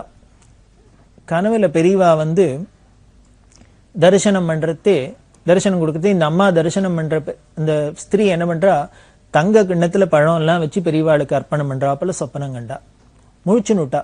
முழிச்சுண்டா அந்த அம்மாவுக்கு ஒரே ஆச்சரியம், என்ன நம்ம போய் பெரியவாளுக்கு தங்க கிண்ணத்துல பழம் எல்லாம் கொடுக்குறோம், நம்ம ரொம்ப சாதாரண குடும்பம், நம்மள்ட்ட எது தங்கத்துல நகை நட்டு போட்டுக்கிறதே நமக்கு பெரிய காரியம், தங்க கிண்ணம் பண்ணி அதுல பெரியவாளுக்கு பழம் எல்லாம் வச்சு அர்ப்பணம் பண்ற அளவுக்கு நாம என்ன பெரிய கோடீஸ்வரியா, இப்படி ஏதோ சம்பந்தமில்லாத ஒரு சொப்பனம் வந்திருக்கே அப்படின்னு மனசுல தோணித்து. அடுத்த தரம் பெரியவாள்கிட்ட தரிசனத்துக்கு வரத்து இந்த கனவை சொன்னா. நான் ஒரு அதிசயமா ஒரு கனவு கண்டேன் அப்படின்னா, என்ன கனவு அப்படின்னா, பெரியவாளுக்கு தங்க கிண்ணத்துல பழம் கொடுக்குறாப்புல கண்டேன் அப்படின்னா, பெரியவான்னு சிரிச்சுனே, அப்படியா, சொப்பனத்துல கண்டபடியே பண்ணேன் அப்படின்னா. அந்த அம்மா சொன்னா, நான் சொப்பனத்துல தான் பெரியவாளுக்கு தங்க கிண்ணம் கொடுக்க முடியுமே வழிய எனக்கு இப்போ தங்க கிண்ணம் நேரெல்லாம் கொடுக்குறாப்புல எனக்கு வசதி இல்லை அப்படின்னு சொல்ல, பெரியவா உடனே வசதி வந்தாக்க அன்னைக்கு பண்ணேன் அப்படின்னா. இது அதோட முடிஞ்சு போயிடுத்து. இந்த அம்மா வந்துட்டா, ஏதோ பெரியவா சொல்றா, நல்ல வார்த்தையா சொல்றா, இருக்கட்டும் அப்படின்னு.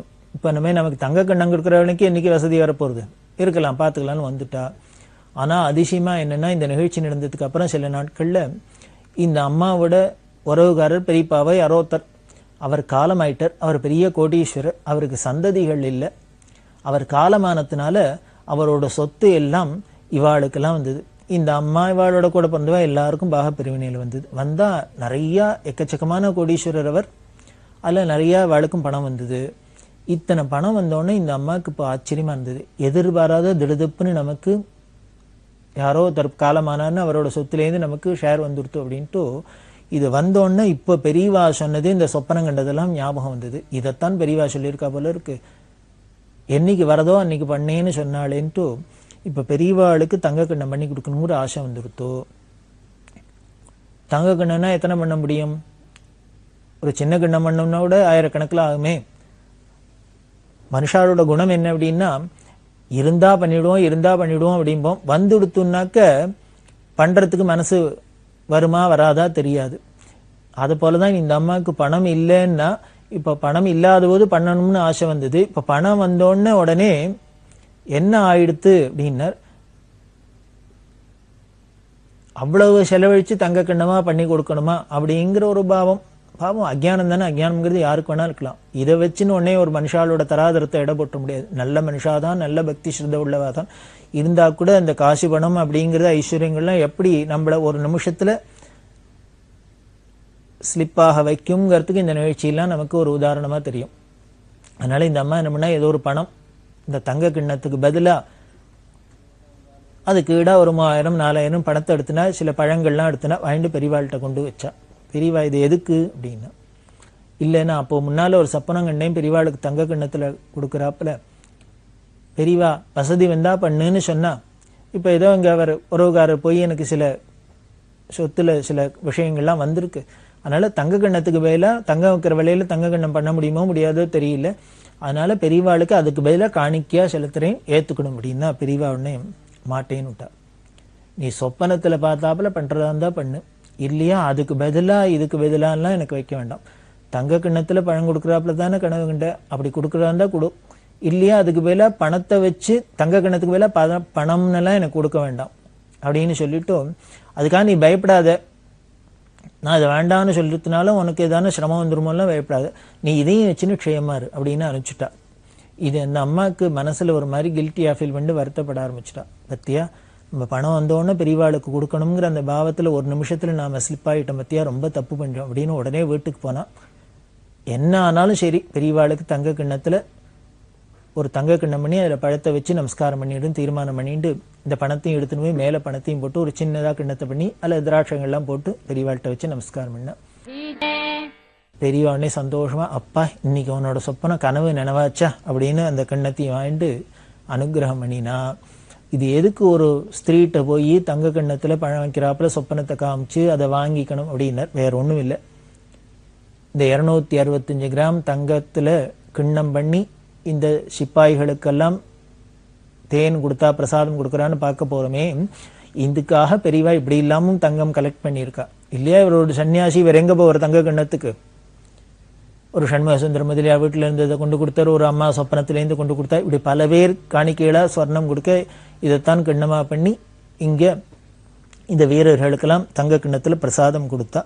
பிரசாதம் கொடுத்து அவளெல்லாம் ஆரோக்கியமா இருக்கணும் அப்படி எல்லாம் சொல்லி ஏற்பாடு பண்ணா. நமது நாட்டுக்கு வந்த பெரிய யுத்தம்ங்கிற யாபத்திலேருந்து நம்மளை காப்பாத்தி இந்த வீரர்கள் எல்லாம் காப்பாத்தி நாம எல்லோரும் வெற்றியோட நிம்மதியா இருக்க முடியுமா எல்லாம் பெரியவா அனுகிரகம் பண்ணினா. இப்படி எல்லாம் பண்ணிட்டு இருக்கிற பெரியவா அந்த காட்டுப்பள்ளியை விட்டு கிளம்பினா. காட்டுப்பள்ளியை விட்டு கிளம்பி இந்த தீபாவளி இதெல்லாம் ஆனதுக்கப்புறம் காட்டுப்பள்ளியிலேருந்து கிளம்பி வந்தா அப்பதான் முன்னாலேயே சொன்னேன், அந்த காட்டுப்பள்ளி எவ்வளவு தனக்கு ரொம்ப பிடிச்சது, ரம்மியமான இடமா இருந்தது அப்படின்னு பத்திரிகைகளாம் சொல்ல பெரியவா திருப்பி அங்கேருந்து பழவேற்காடு இன்னும் தடா முதலான இடங்களுக்கெல்லாம் யாத்திரை பண்ணிட்டு திருப்பதிக்கு போனா. திருப்பதியில போய் அங்க சுவாமி தரிசனம் பண்ணிட்டா. திருமலை, திருச்சானூர் எல்லா இடத்துலையும் தரிசனம் பண்ணிட்டா. காளஹஸ்திக்கு போனா, காளஹஸ்தியில தரிசனம் பண்ணிட்டா. அப்போ ஒரு சூரிய கிரகணம் வந்தது. இந்த சூரிய கிரகணத்துல மன்னார் போலூர் அப்படின்னு ஒரு இடம், அந்த ஆந்திரா பார்டர்ல, அதுல காளிந்தின்னு ஒரு நதி, அந்த காளிந்தியில சூரிய கிரகணத்துல ஸ்நானம் பண்ண. காளிந்தின்னு யமுனா நதிக்கு பேர், காளிந்தின்னு ஒரு பேர். நாம ஏதோ இந்த யமுனா நதி உத்தரப்பிரதேசத்துல நமக்கு வட இந்தியால இருக்குங்கிறோம், அதுக்கு சமமா இங்கேயும் ஒன்று இருக்கு போற இருக்கு. அது காளிந்திங்கிற நதி இங்க மன்னார் போலூருங்கிற இடத்துல இருக்கு. அதுல சூரிய கிரகணத்துல ஸ்நானம் பண்ணா. இப்படி திருப்பதி யாத்திரையெல்லாம் முடிச்சுண்டு திரும்பி சோழபுரம் வழியால மெட்ராஸ்க்கு வந்தா. திரும்பி மெட்ராஸ்ல சென்னையில நுங்கம்பாக்கத்துல ஒரு பெரிய மடாதிபதிகள் மாநாடெல்லாம் நடந்தது. அப்படி வரத்தை தான் நகரி புத்தூர் வழியால நாகலாபுரம் அப்படிங்கிற ஒரு இடம். இந்த நாகலாபுரத்துல ரொம்ப சரித்திர பிரசித்தமான இடம். அந்த நாகலாபுரத்துல கோவில் எல்லாம் இருக்கு. அதெல்லாம் பார்த்துட்டு பெரியவா சோழபுரம் வழியால வந்தா. சோழபுரம் வழியால வரத்தே காரனோடைன்னு ஒரு இடம் இருக்கு. அந்த காரனோடையில நடிகர் எஸ்.வி. சுப்பையா அவர்களோட பெரிய ஃபார்ம் ஹவுஸ் இருந்தது. இந்த எஸ்.வி. சுப்பையா பெரியவாள்கிட்ட ரொம்ப பக்தர், பரம பக்தர். பெரியவா இங்க மெட்ராஸ்ல விஜயம் பண்ணிக்கிறதுலாம் பல தரம் வந்து தரிசனம் பண்ணியிருக்கார். அந்த காரனோடையில தன்னோட இந்த ஃபார்ம் ஹவுஸ்க்கு வரணும், பெரியவா பாதம் படணும், பெரியவா பாதம் பண்ணணும் பிரார்த்தனை பண்ணிட்டு பெரியவா ஒன்றும் பதில் சொல்லல. இப்போ இந்த யாத்திரை பண்ணிட்டு வரது இந்த காரனோடையில போய் 1965 டிசம்பர் மாசம் ஒரு 5 நாள் தங்கி இருந்தா. பெரியவாள்கிட்ட ஒரு விஷயம் என்ன அப்படின்னா, நம்ம அந்தரங்கமா யாரா இருந்தாலும் சரி, எப்படி இருந்தாலும் சரி, நாம மட்டும் அந்தரங்கமா துளி பக்தி அவள்கிட்ட வச்சோம்னா நம்ம என்ன ஆசைப்பட்டாலும் அதை நிறைவேற்றி வைப்பா. சோழபுரம் வந்தா அப்படின்னு பார்த்தோம். இந்த சோழபுரத்துக்கு வரணும். சோழபுரம் தான் அங்கங்க எங்கேயோ ஒரு இடத்துல தங்கி தங்கி பூஜை எல்லாம் நடத்தினால கேம்ப் ஒவ்வொரு இடத்துல தங்கி பூஜையெல்லாம் முடிச்சுன்னு தானே கிளம்ப முடியும். அங்க சோழபுரத்துல ஒரு பக்தா காரடையார் நோன்பு அப்படின்னு சொல்லுவா. அந்த காரடையார் நோன்பு எப்போ வேணா, எப்போ மாசம் மாசியும் பங்குனியும் கூடுற சமயத்துல ஸ்திரீகள்லாம் சுமங்கலிகள்லாம் நோன்பு பண்ணி சாவித்திரி சத்தியமான மீட்ட தினம் அப்படிங்கிறதுனால அதுல காரடையார் நோன்பு பண்ணி இந்த மாசி பங்குனி கூடுற நோன்புன்னு சொல்லி சரடெல்லாம் கட்டின்னு அதை ரொம்ப தீர்க்க சுமங்கலித்தையா கொண்டாடுவா. அந்த ஒரு காரடையார் நோன்பு அன்னைக்கு வரப்போறா. காரடையார் நோம்புக்கு மறுநாள் வரப்போறா. இந்த காரடையார் நோம்பு அன்னைக்கு அந்த சோழவரத்துல இருந்து ஒரு பக்தா, அந்த அம்மா என்ன பண்ணிருக்கா, அது எப்போ மாசம் பிறக்கிறதோ அப்பதான் நோன்பு பண்ண முடியும், அது வரைக்கும் அடியா இருப்பா. சாயந்தரம் தான் மாசம் பிறக்க போறது. இந்த அம்மா நோன்புக்கு எல்லாம் ரெடி பண்ணிட்டு மத்தியானம் அப்படியே உட்கார்ந்து இருக்கிறதே சீதா அப்படியே கண்ணை அசைந்திருக்கா. அப்போ ஒரு கனவு மாதிரி. அதுல என்னன்னா, பெரியவா திடுதிடுன்னு வீட்டு வாசல்ல வந்து நிக்கிறாப்புல. நம்ம முழிச்சுன்னு தூக்கி வாரி போட்டு முழிச்சுன்னுட்டா. பார்த்தா உட்காந்துனே கண்ணை அசைந்திருக்கதே இந்த சொப்பனை மாதிரி தெரிஞ்சிருக்கு. அந்த அம்மாவுக்கு ஆச்சரியம், என்ன பெரியவா நம்ம வீட்டுக்கு வராப்புல கனவு, பெரியவா எங்க நம்ம வீட்டுக்கெல்லாம் வரப்போறா அப்படின்னு நினைச்சுட்டே இருக்கா.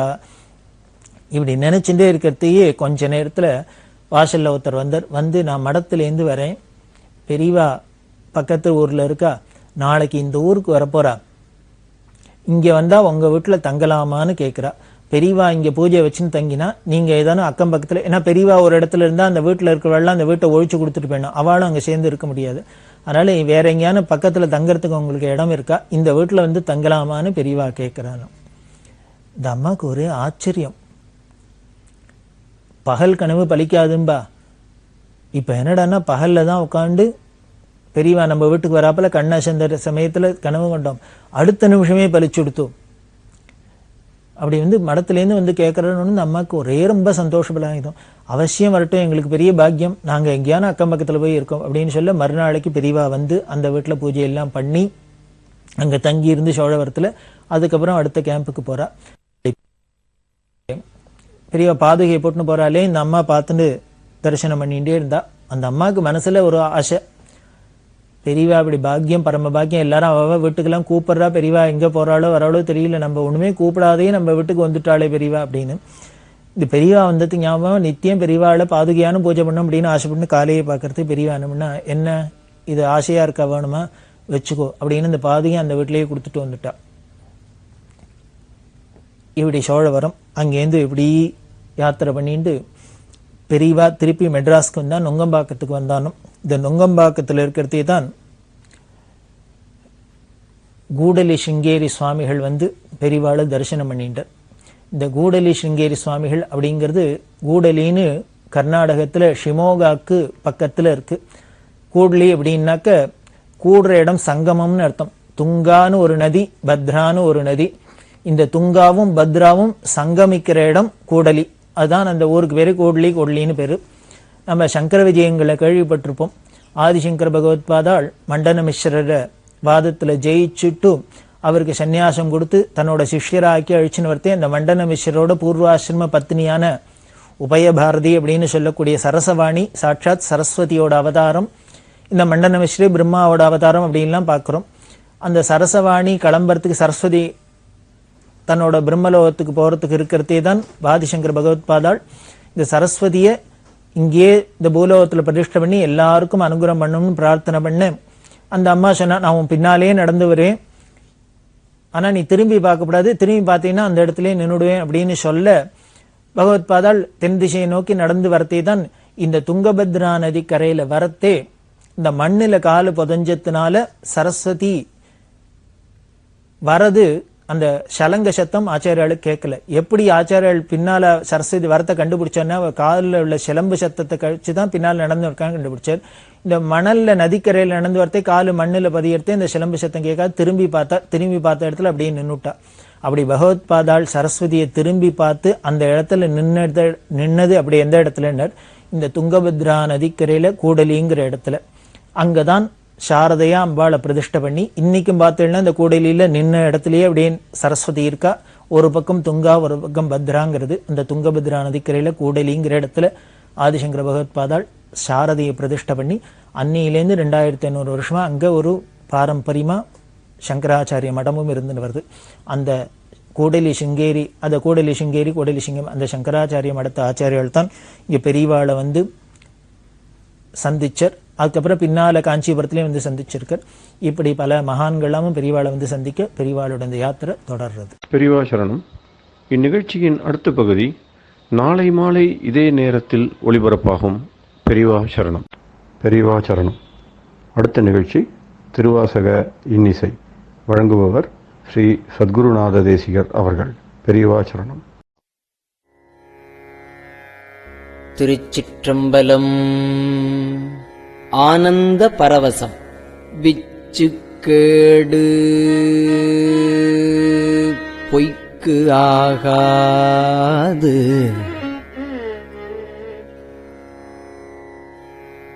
என்று இங்கு என்னை வைத்தாய்.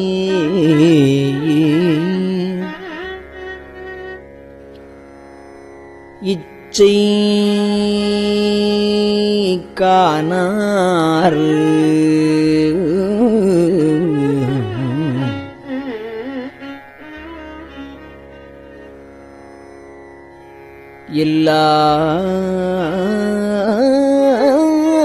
எல்லாரும் வந்து உன் தாழ் சேர்ந்தார்.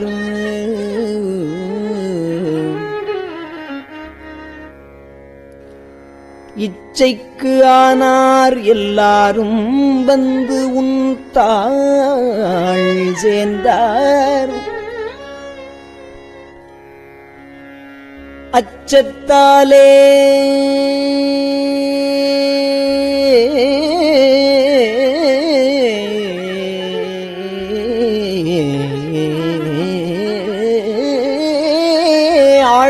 ஆழ்ந்திடுகின்றேன். அச்சத்தாலே ஆழ்ந்திடுகின்றேன். ஆரோ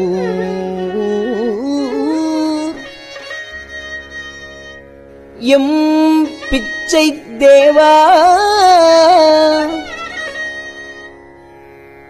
ஆரூர் எம் பிச்சை தேவா என்னான்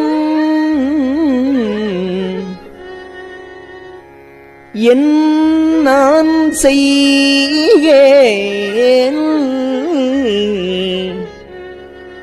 பேசாயே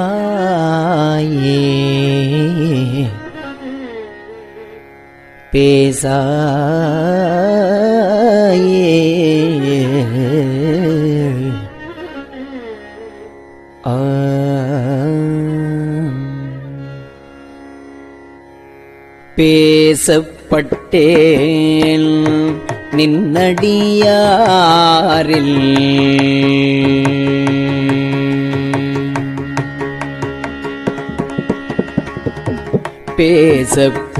பேசப்பட்டேன் நின்னடியாரில் திருநீரே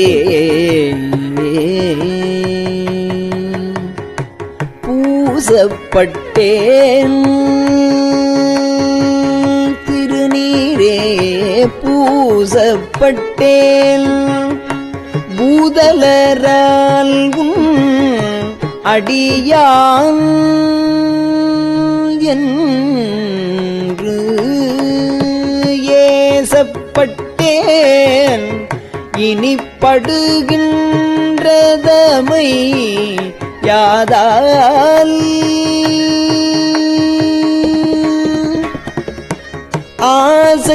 ஆசைப்பட்டேன் ஆட்பட்டேன் அடியேனே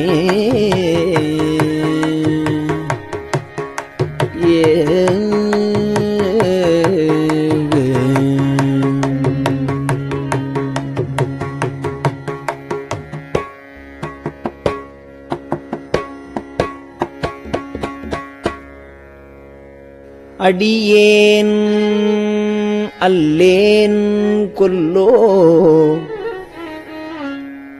தான்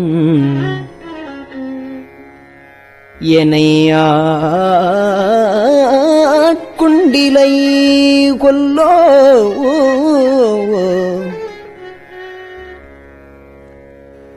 அடியாரானார் எல்லாரும்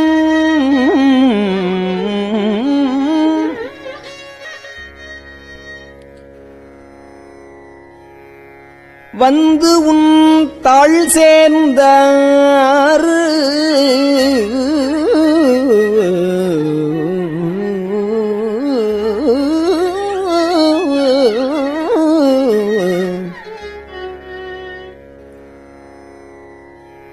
செடிசேர் உடலம் இது நீக்க மாட்டேன் எங்கள் சிவலோக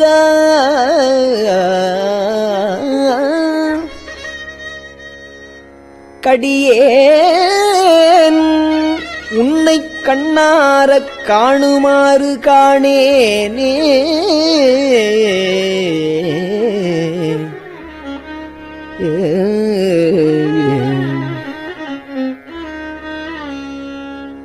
காணுமாறு காணேன் உன்னை அந்நாள் கண்டேனும் பாணே பேசி எந்தன்னை படுத்தது என்ன பரஞ்சோதி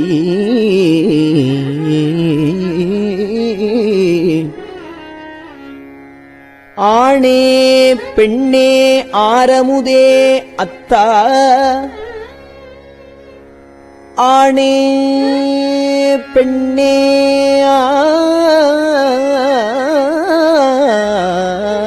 ஆரமுதே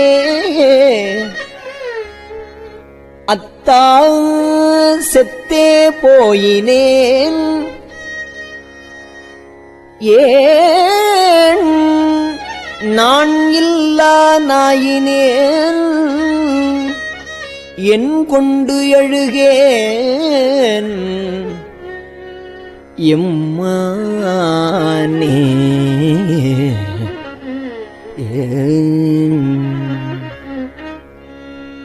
மானேர் நோக்கி உமையாள் பங்கா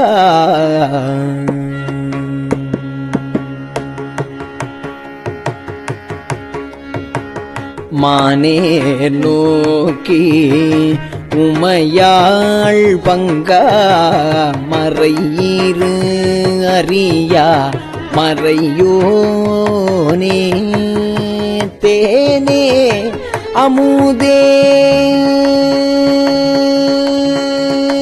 தேனே அமுதே சிந்தைக்கு அறியாய் சிறியேன் பிழை பொறுக்கும் கோனே சிறிதே கொடுமை பறைந்தேல் சிவமாநகர் குறுகப் போனார் அடியார் யானும் பொய்யும் புறமே போந்தோமே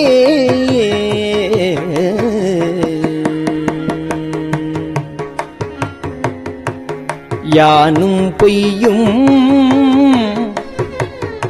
சிவமாநகர் குறுகப் போனார் அடியார் யானும் பொய்யும் புறமே போந்தோமே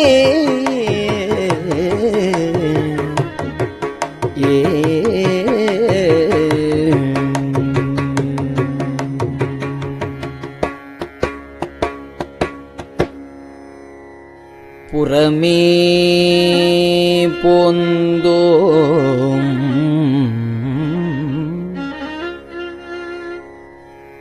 புறமே போந்தோம்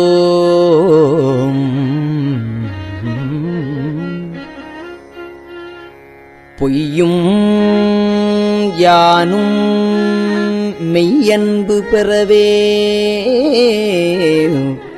வல்லேன் அல்லா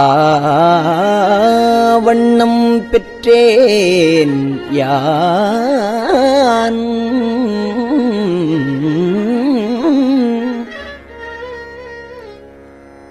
அறவே நின்னைச் சேர்ந்த அடியார்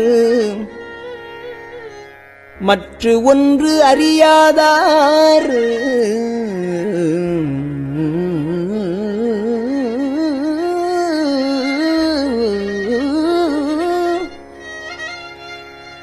சிறவே செய்து வழி வந்து சிவனே நின்றாள் சேர்ந்தாரே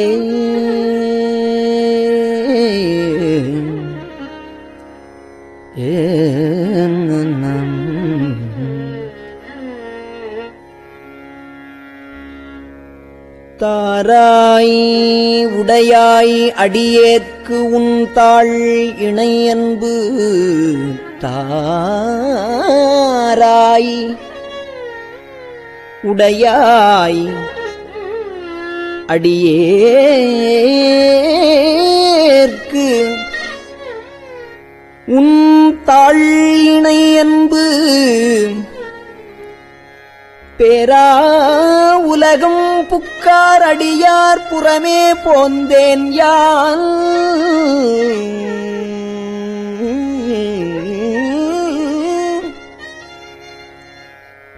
ஊராம் இலைக்க குருட்டாம் இலைத்து இங்கு உன் தாள் இணையன்புக்கு ஆராடியேன் அயலே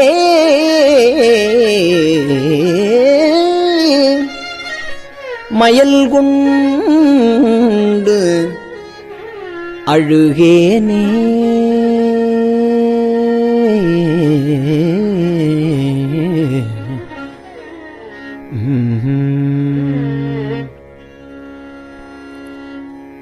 அழுகேன் நின்பால் அன்பாம்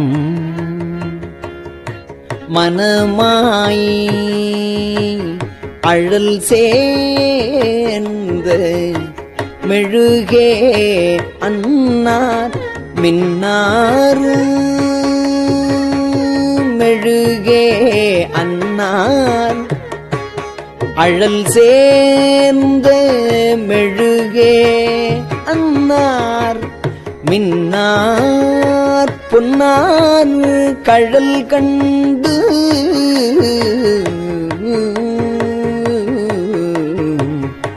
தொழுதே உன்னை தொடர்ந்தாரோடும் தொடராதே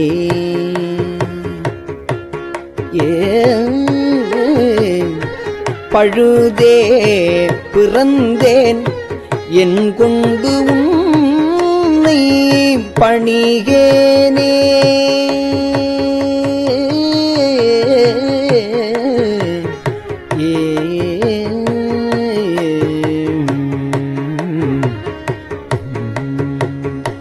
பணிவார் பிணி தீர்த்து அருளி பழைய அடியார்க்கு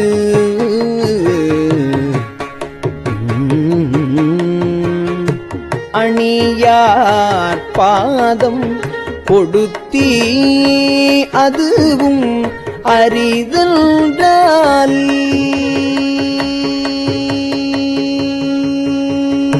திணியார் மூங்கில் அணையேல் திணியார் மூங்கில் அணையேல் வினையை பொடியாக்கி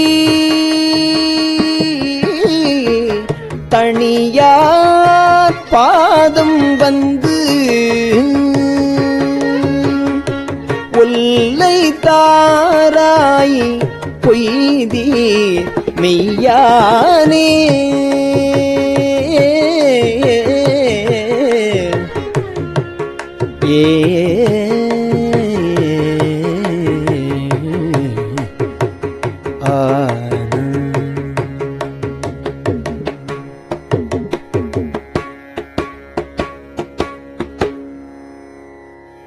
யானே பொய் என் நெஞ்சும் பொய் என் அன்பும் பொய் ஆனால் வினையேன்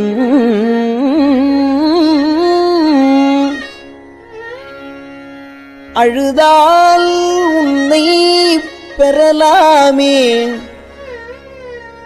யானே பொய் என் நெஞ்சும் பொய் என் அன்பும் பொய் ஆனால் வினையேன்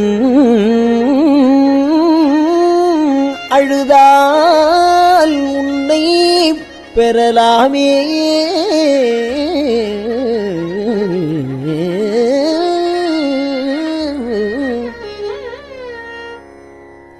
தேனே அமுதே கரும்பின் தெளிவே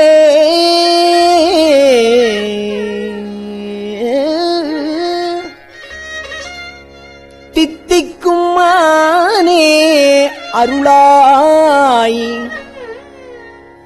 அடியேன் உனை வந்துருமாறே அருளாய் அடியேன் அழுதால் உன்னை பெறலாமே தேனே அமுதே கரும்பின் தெளிவே தித்திக்கும் மானே அருளாய் அடியேன் உனை வந்துருமாறே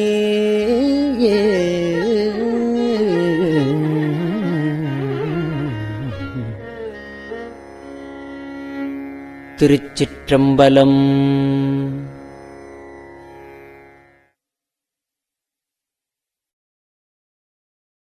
பெரியவா சரணம். இந்நிகழ்ச்சியின் அடுத்த பகுதி நாளை மாலை இதே நேரத்தில் ஒளிபரப்பாகும். பெரியவா சரணம். பெரியவா சரணம். பெரியவா வானொலியின் இன்றைய நிகழ்ச்சிகளின் நிறைவாக திருப்பொன்னூசல் வழங்குபவர் சத்குருநாத தேசிகர் அவர்கள். பெரியவா சரணம். திருச்சிற்றம்பலம். திரு பொன்னூசல். உன்னற்கரியதிரு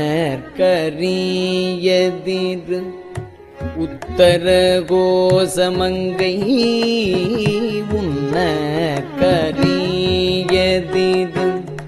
உத்தர கோசமங்கை மன்னி போலிந்திருந்த மன்னி போலிந்திருந்த மாமரையோன் தன் புகழே பன்னி பணிந்திரஞ்ச பாவங்கள் பற்றறுப்பான்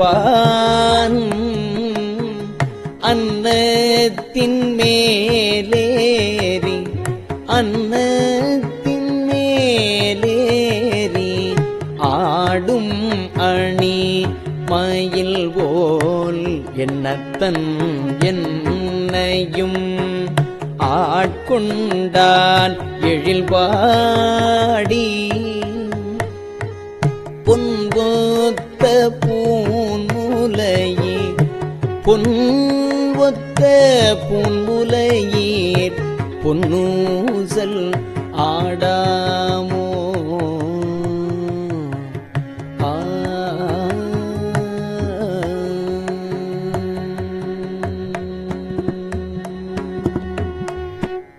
திருச்சிற்றம்பலம். கஞ்சிவய காமாட்சி தன் குழந்தாய் சங்கரரே கஞ்சிவய காமாட்சி தன் குழந்தாய் சங்கரரே குரு சந்திரசேகரரே உறங்கிடுவீர்களே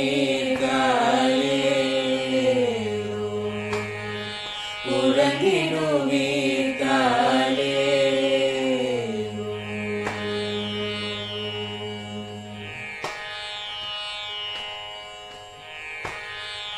ஆதிகுரு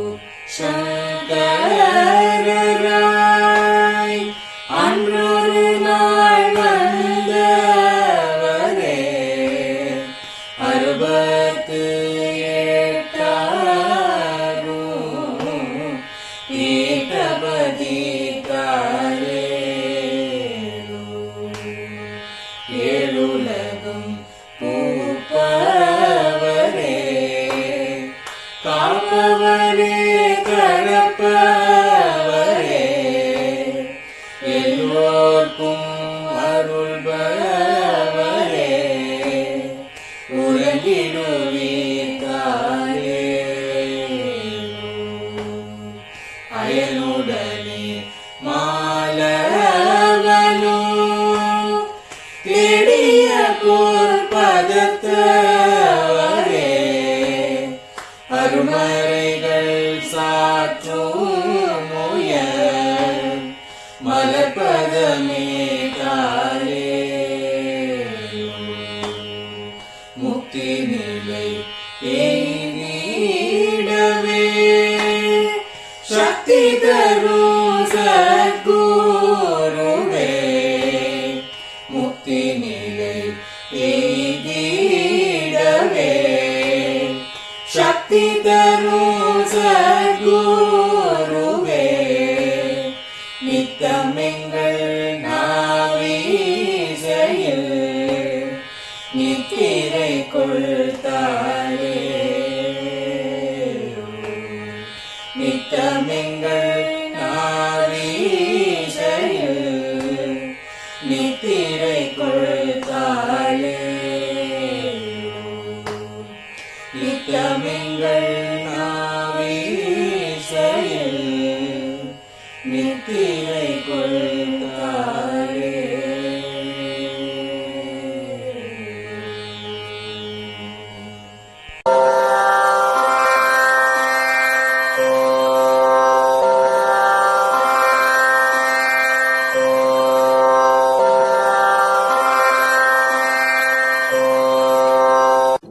பெரியவாசரணம். பெரியவா வானொலியின் மாலை நிகழ்ச்சிகள் இத்துடன் நிறைவடைகின்றன. எமது அடுத்த ஒளிபரப்பு நாளை காலை இந்திய நேரப்படி 6 மணிக்கு துவங்கும். பெரியவாசரணம்.